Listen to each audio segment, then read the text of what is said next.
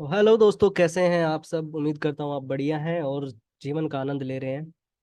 कैसा रहा आज का बाजार? सब मज़ा आया? खैर, इलेक्शन का रिजल्ट था आज, तो एक शार्प फॉल देखने को मिला। ठीक है। और प्रीमियम्स काफ़ी हाई थे, तो मैंने तो कुछ किया नहीं, ना कल किया ना आज किया। सिर्फ बाहर से बैठ के आज मैच का आनंद लिया है।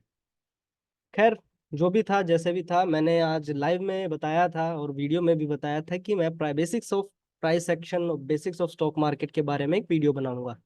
ठीक है। तो आज पहले हम एक वीडियो बना लेते हैं बेसिक्स ऑफ स्टॉक मार्केट की। एटलीस्ट जिन लोगों को ये नहीं पता कि कॉल पुट क्या होता है, या फिर जो बिल्कुल ही नए हैं उनको नहीं पता है, तो उनको एक छोटा सा ओवरव्यू मिल जाए।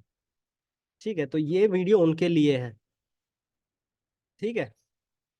तो हम आगे बढ़ते हैं, मैं इसको थोड़ा सा ड्रैग कर देता हूँ इधर। ठीक है। अब ज़्यादा डिटेल में नहीं जाऊंगा मैं, सीधा सिंपल ही रखूंगा जितना हो सके। ठीक है। तो स्टॉक मार्केट क्या है? स्टॉक मार्केट में लेन देन होता है सिंपली। आ और इसमें क्या है कि शेयर्स स्टॉक्स में होता है, शेयर कंपनी के शेयर्स भी लिस्ट है, तो कंपनीज हैं जिनके, वो अपने शेयर्स में आप ट्रेड कर सकते हैं, इंट्राडे कर सकते हैं। इंट्राडे क्या होता है? इंट्राडे वो होता है जो आपको सेम डे खरीदना है और सेम डे आपको बेचना है। ठीक है। और इन्वेस्ट होता है दूसरा, जिसमें आप लॉन्ग टर्म के लिए उसको होल्ड कर सकते हैं किसी भी शेयर को। उसमें आपको फायदा तब होगा जब आप उसको, मान लो आपने कोई चीज 100 रुपए पे ली, कोई शेयर, एक शेयर 100 रुपए पे लिया, जब वो 120 पे हो जाएगा तो 20 रुपए का आपको फायदा हो जाएगा लॉन्ग टर्म में, जब जितना भी आप होल्ड करेंगे उतने टाइम के लिए। ठीक है, ये तो हो गया शेयर्स के बारे में। ऐसे ही डेरिवेटिव्स होते हैं जिसमें आपने ऑप्शंस, फ्यूचर्स हम ट्रेड करते हैं, जो डेली बेसिस पे होते हैं। हर रोज किसी ना किसी इंडेक्स की, इंडेक्सेस होते हैं इसमें। जैसे इंडेक्सेस मैं आपको दिखा दूं, ये इंडेक्सेस हैं, जैसे निफ्टी है, बैंक निफ्टी है। इसको थोड़ा सा और इधर देखो, देखो Nifty, bank Nifty, Nifty finance जो ये है, फिर निफ्टी जिसे बोलते हैं, Nifty mid cap Nifty, Sensex, ये सारे जो है इंडेक्स है। अब इनकी हर रोज एक्सपायरी होती है अलग अलग डेज पे। जैसे मंडे को होती है मिड कैप निफ्टी की, ट्यूसडे को फिन निफ्टी की, वेडनेसडे को बैंक निफ्टी की, थर्सडे को निफ्टी की, और फ्राइडे को सेंसेक्स की। ठीक है, बैंक एक्स की भी। तो ऐसे सबकी एक एक्सपायरी होती है। एक्सपायरी का मतलब क्या है कि कोई भी एक कॉन्ट्रैक्ट है जो अपनी एक्सपायरी तक उसको लॉन्च करते हैं, और उसकी जो भी वैल्यू है प्रीमियम्स की, वो जीरो हो जाएगी। ठीक है।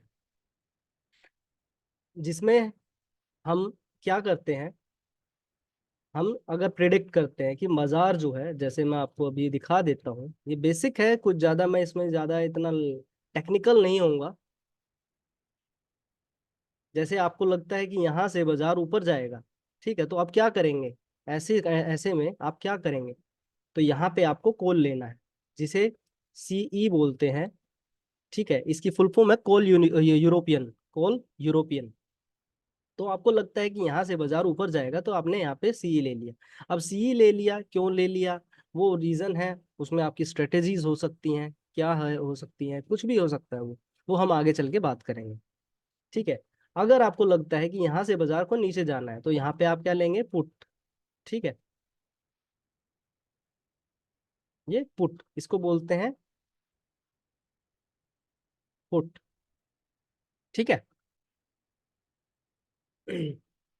यहाँ पे जब नीचे जाने की हम अनुमान लगाते हैं कि बाजार को नीचे जाना है, तो उसको बोलते हैं पुट।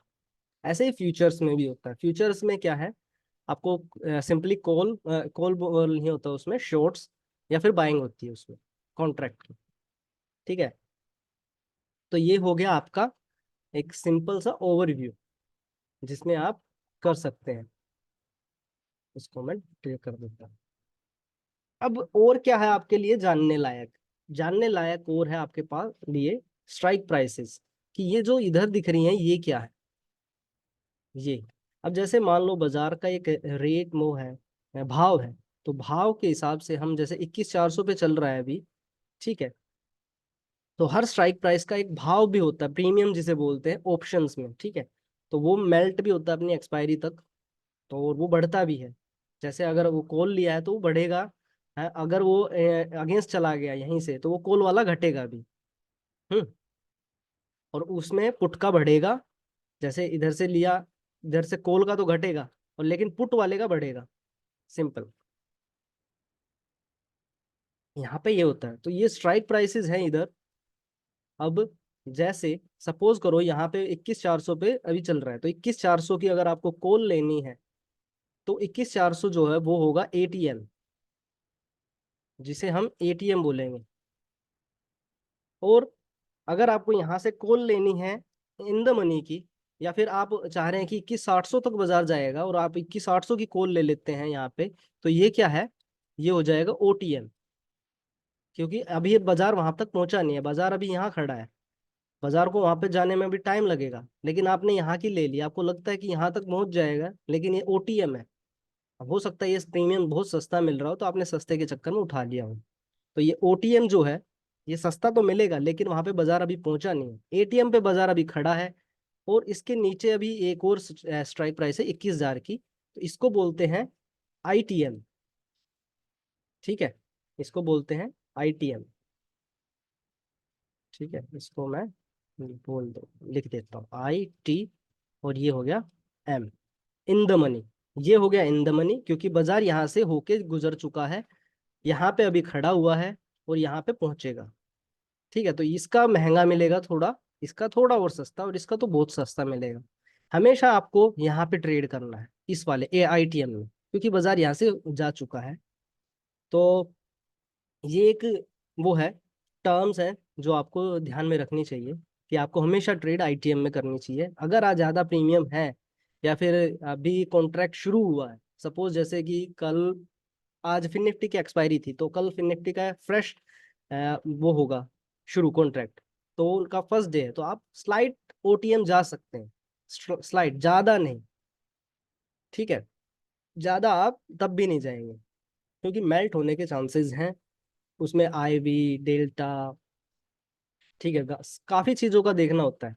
मैं तो आप प्रेफर करूंगा आईटीएम में ही आप बाइंग करें। ठीक है, तो इसको डिलीट कर देते हैं। आई होप आपको समझ में आ रहा है। तो ये बेसिक्स ऑफ स्टॉक मार्केट था, जिसमें आप ट्रेड करते हैं। बेसिक्स ऑफ स्टॉक मार्केट नहीं कहूंगा मैं इसको, बेसिक्स ऑफ ट्रेडिंग कहूंगा, जो एटलीस्ट आपको पता होना चाहिए। जो लोग बिल्कुल नए हैं, जिनको नहीं पता है, वो इस बारे में थोड़ा सा अवगत हो जाए। अब सपोज करो यहाँ से बाजार नीचे आ रहा है, तो अब इसका मतलब है आपका व्यू जो है नीचे का है, तो आपने यहाँ पे पुट की बाइंग कर ली, यहाँ पे पुट बाय कर लिया आपने। जैसे यहाँ पे पुट बाय कर लिया, आपको लग रहा था बाजार इससे भी और नीचे जाएगा, लेकिन ये क्या हुआ, ये सडन ऊपर चला गया। तो जो यहाँ पे आपने पुट लिया था, उसकी वैल्यू जो है, जिस भी भाव पे आपने लिया था, या जो भी आपने प्रीमियम लिया था, जो भी उसकी वैल्यू थी, वो घटनी शुरू हो जाएगी। क्यों, ये अगेंस्ट में चलने लगा, ये ऊपर जाने लगा। आपने सोचा था, आपने दाव लगाया था नीचे का, लेकिन ये चला गया ऊपर, तो ये घट जाएगा। ठीक है, ऐसे ही अगर आपको यहाँ तक बाजार आ गया, अब यहाँ पे आपने कोई स्ट्रेटेजी बनाई, तो आपको लगता है कि ये ऊपर जाएगा, यहाँ पे आपने कॉल लिया।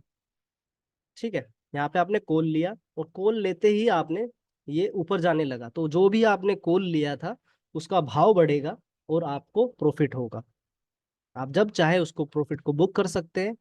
ठीक है, और जब चाहे आप उसको, लेकिन लेकिन उसकी भी एक एक्सपायरी है। आपने अगर वो ओवरनाइट नहीं लिया है, तो वो 3:15 तक अपने आप हो जाएगा। अगर वो ओवरनाइट पोजीशन है, तो वो एक्सपायरी तक आप होल्ड कर सकते हैं, वो रुकी रहेगी आपके सेल ना करने पर भी। ठीक है, नहीं, अगर आप सेल नहीं करते, जैसे आपने कॉल लिया है, आप गलती से लेके ओवरनाइट चले गए। ठीक है, ओवरनाइट चले गए, वो अगला दिन आ गया, अगले दिन ऐसे ही यहाँ पे आपने लिया था, और बाजार जो है वो नीचे नीचे नीचे नीचे आता गया, आता गया, आता गया, बहुत नीचे चला गया। ठीक है, लेकिन आपकी पोजीशन अभी भी, और धीरे धीरे आ गई एक्सपायरी, तो वो जो प्रीमियम था, एक तो उसमें क्या होगा, डिके होगा, जिसमें आपका डिके बोलते हैं, theta decay, time decay.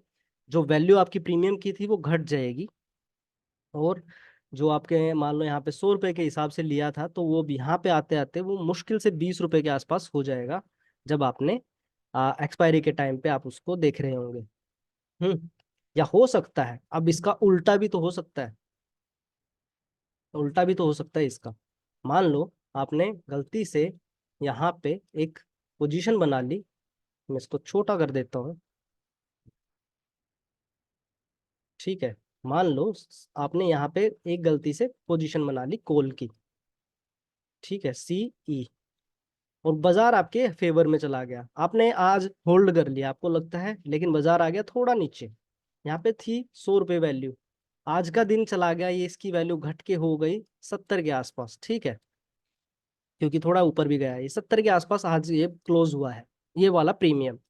Suppose करो कल गैप अप ओपन ओपन हुआ यहाँ से ऊपर, तो एक तो ये वाला बेनिफिट मिलेगा आपको, आपने आज फिर होल्ड किया तो ये वाला प्रीमियम पहुंच गया यहाँ पे, ठीक है। उसके बाद में आपने थोड़ा और वो किया, पेशेंस दिखाया, और आप चले गए और ऊपर, ठीक है। तो आपने यहाँ कहीं 25,000 के आसपास उसको काटा, बाजार धीरे धीरे धीरे धीरे 25,000 को टच कर दिया, ठीक है। और आपने लिया कहाँ था, लिया था आपने 23,000, यानी कि 2,500 के आसपास का आपको प्रॉफिट मिलेगा। 2,500 के आप प्रॉफिट नहीं, 2,500 पॉइंट्स आपने गेन किए हैं, मतलब बाजार जो है आपकी दिशा से धीरे धीरे होता हुआ 25,000 को टच कर गया। अब जो ये 100 रुपये का प्रीमियम था, ये हो सकता है वहां पे 300 400 500 700 तक का भी पहुंच जाए, कुछ नहीं कह सकते इसके बारे में, ठीक है। वो तो डिपेंड करता है वो कितनी स्पीड में गया है, अगर मान लो बिल्कुल धीरे धीरे करके टाइम स्पेंड करके हर रोज उसने किया है, या टाइम डिके करके गया है, तो ज्यादा नहीं बढ़ेगा उस केस में।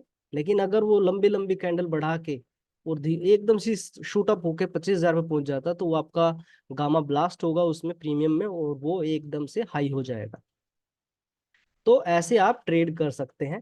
तो ये बेसिक्स थे आपके कुछ, जो आपको जानने चाहिए ट्रेडिंग में, ट्रेडिंग के दौरान जिन टर्म्स का आपको पता होना चाहिए, ठीक है। बाकी मैं अब प्राइस एक्शन की भी बात करूंगा आगे आने वाली वीडियोस में, बाकी हम डेटा की तो बात करते रहते हैं, ऑप्शन चेन की, ठीक है। तो अगर आपको वीडियोस पसंद आ रही हैं, तो आप चैनल को सब्सक्राइब करें, इस वीडियो को लाइक कीजिए, मेरी और भी वीडियोस हैं जिसमें मैंने लर्निंग काफ़ी दी है, तो आप वहाँ से भी काफ़ी कुछ सीख सकते हैं।